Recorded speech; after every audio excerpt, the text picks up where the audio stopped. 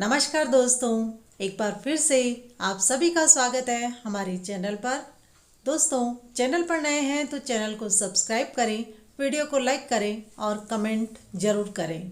आज के इस वीडियो में हम आपके लिए नल और दमयंती की कथा लेकर आए हैं। एक समय की बात है, आबू पर्वत के पास में एक आहुक नाम का भील रहता था। उसकी पत्नी का नाम आहुआ था। वह बड़ी ही पतिव्रता तथा धर्म को मानने वाली महिला थी। दोनों ही पति पत्नी भगवान शिव के भक्त थे। वे दोनों ही अतिथियों की सेवा करते थे। एक बार भगवान शंकर ने उन दोनों की परीक्षा लेने का विचार किया। भगवान शंकर ने एक यति का रूप धारण किया और संध्या के समय में आहुक के दरवाजे पर जाकर कहने लगे, अरे भील, तुम्हारा कल्याण हो। मैं बहुत दूर से आया हूँ। मुझे आगे जाना था, परंतु अंधेरा होने वाला है, इसलिए आज रात भर तुम्हारे घर ही रहना चाहता हूँ। तुम मुझ पर दया करो और एक रात मुझे रहने के लिए यहाँ स्थान दे दो। इस पर आहुक भील ने कहा, हे अतिथि, मेरे पास स्थान बहुत थोड़ा है, उसमें आप कैसे रह सकते हैं।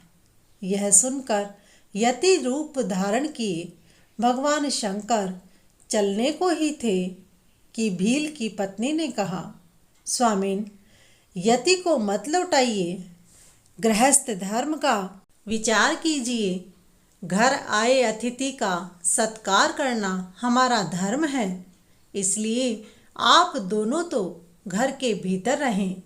मैं अपनी रक्षा के लिए कुछ बड़े शस्त्रों को लेकर दरवाजे पर बैठी रहूंगी। भील ने सोचा, बात तो यह ठीक ही कहती है, फिर भी नारी को बाहर बैठाकर मेरा घर में रहना ठीक नहीं है। अब वह विचार करने लगा कि क्या करूं। मेरे घर में 2 से ज़्यादा व्यक्ति रह नहीं सकते। अतिथि को मना कर नहीं सकता। अतिथि और पत्नी को घर में रखूं और मैं बाहर सो जाऊं, यह भी ठीक नहीं है। अतिथि को बाहर सुलाऊं तो अतिथि का अपमान होगा। सोचते सोचते विचार करके उसने यति और तथा अपनी पत्नी को घर के भीतर रखा और स्वयं शस्त्र धारण कर बाहर बैठा रहा। रात बीतने पर हिंसक पशुओं ने उस पर आक्रमण किया और उसे मार डाला। सुबह होने पर जब यति और भीलनी बाहर आए तो भील को मरा हुआ देखा। यति ने दुख व्यक्त किया तो इस पर भीलनी ने कहा, महाराज, इसमें शोक तथा चिंता की क्या बात है। ऐसी मृत्यु तो बड़े ही भाग्य से प्राप्त होती है। अब मैं इनके साथ सती हो जाऊंगी। इसमें तो हम दोनों का ही परम कल्याण हो गया। ऐसा कहकर उसने चिता बनाई। चिता पर अपने पति को सुलाकर वह भी उसी अग्नि में प्रवेश कर गई।